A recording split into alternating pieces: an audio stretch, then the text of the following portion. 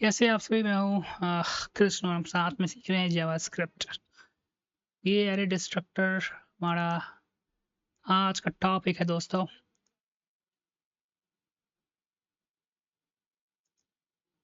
Array destructor आज का हमारा टॉपिक है।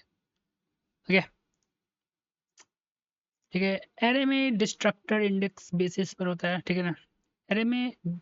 एरे में डिस्ट्रक्चरिंग जो होता है, डिस्ट्रक्चरिंग वो एरे के बेस पर होता है। कैसे होता है, कहाँ होता है, ये हम सीखेंगे। चलिए स्टार्ट करते हैं।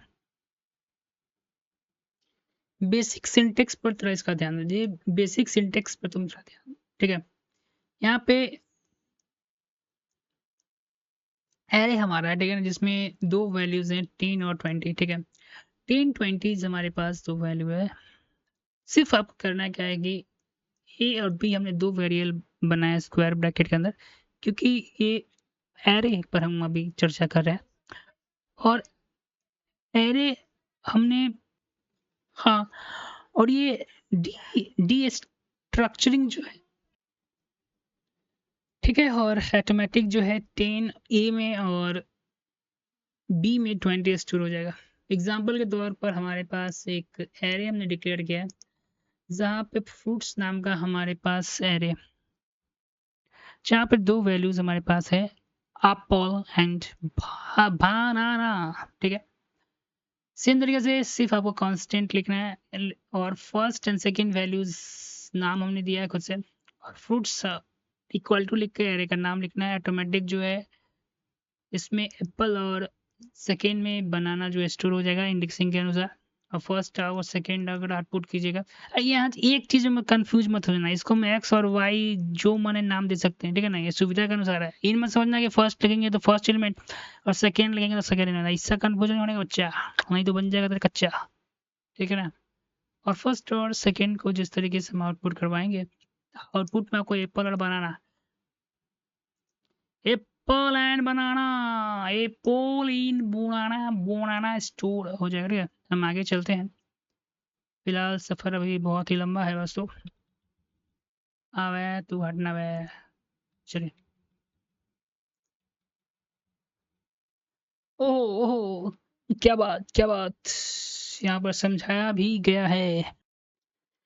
इस एग्जाम्पल की मदद से हम समझते हैं ये।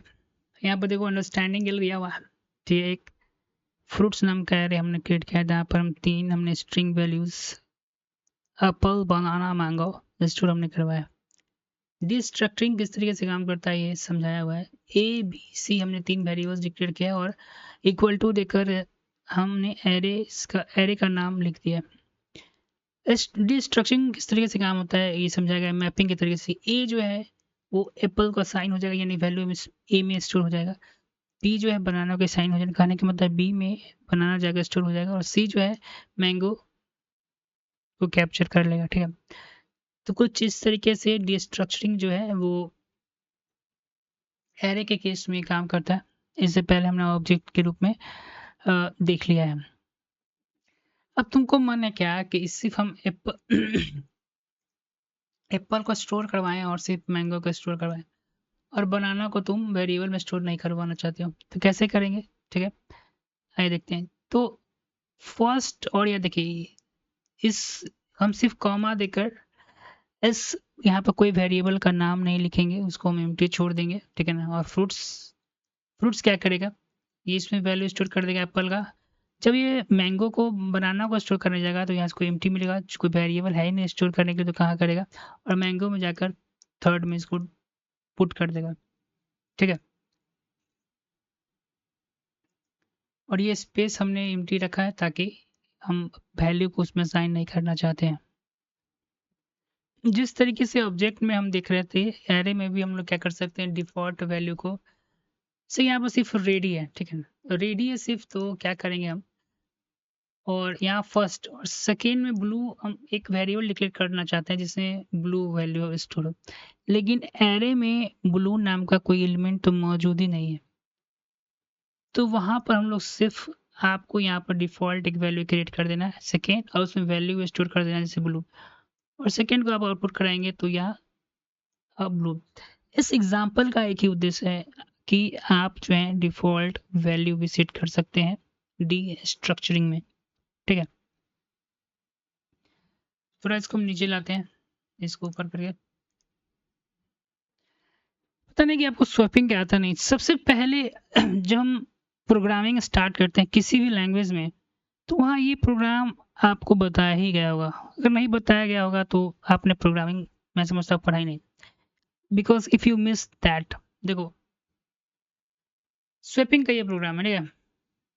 दो वैल्यू स्वैपिंग करने का मतलब कि ए का वैल्यू जो मान लीजिए कुछ 5 है और बी का वैल्यू मान लीजिए 8 है, तो स्वैपिंग करके हम इसमें यही प्रोग्राम में स्वैपिंग किया जाता है कि इसका वैल्यू इसका हो जाना चाहिए और इसका वैल्यू इसका हो जाना चाहिए। तो यानी कि ए के जगह हमको 8 हो जाना चाहिए और बी के जगह हमको 5 हो जाना चाहिए। कैसे करेंगे पहले आओ। अगर तुम लोग ये प्रोग्राम नहीं जानते हो तो कोई बात नहीं। इसमें एक हम लोग टेम्पोररी वेरिएबल डिक्लेयर करते हैं, ठीक है।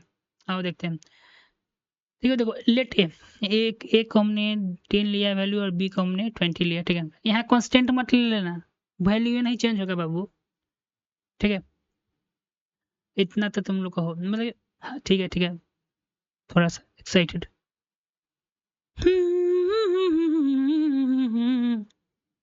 ठीक है, टेम्प ले लेंगे हमने। टेम्प में क्या करेंगे, टेम्प में ए को स्टोर कर देंगे। अब टेम्प हमारा कितना हो गया है, टेम्प का वैल्यू हमारा हो चुका है 10। 10 बहाने करके ले गए 2, चल रही है 10 हो चुका है। अब बी का वैल्यू जो है हमने क्या किया, ए में स्टोर कर दिया। ए का वैल्यू हमारा कितना हो गया है 20। और फिर टेम्प का वैल्यू जो है बी में हम स्टोर करेंगे, तो बी हमारा कितना हो जाएगा 10। तो स्वैपिंग हो गया कि नहीं, ठीक है। ये ओल्ड वे है। मॉडर्न वे किसका है कि सिर्फ आपको एक ही कोड ऑफ लाइन लिखना है। लॉजिक की गई तेल लेने, सिर्फ को यहाँ लिखना है क्या, ए बी सी लिखना है और इधर ए बी सी कर देना, स्वैपिंग हो गया। कैसे हुआ, कहाँ हुआ, ये आपको पता नहीं। यहाँ लॉजिक पता चला ना, यहाँ लॉजिक नहीं, सिर्फ एक लाइन का कोड और काम खत्म।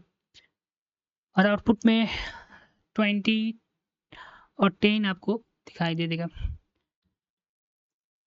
तो यहाँ हमारा टॉपिक कंप्लीट। नेक्स्ट टॉपिक जो हमारा अरेस्ट ऑपरेटर का है। फिर मिलते हैं नए वीडियो के साथ, नए उमंग के साथ। और वी क्या बोलूँ, फिर मिलेंगे। चलिए बाय, तो करने का नहीं, चलिए फिर मिलते हैं।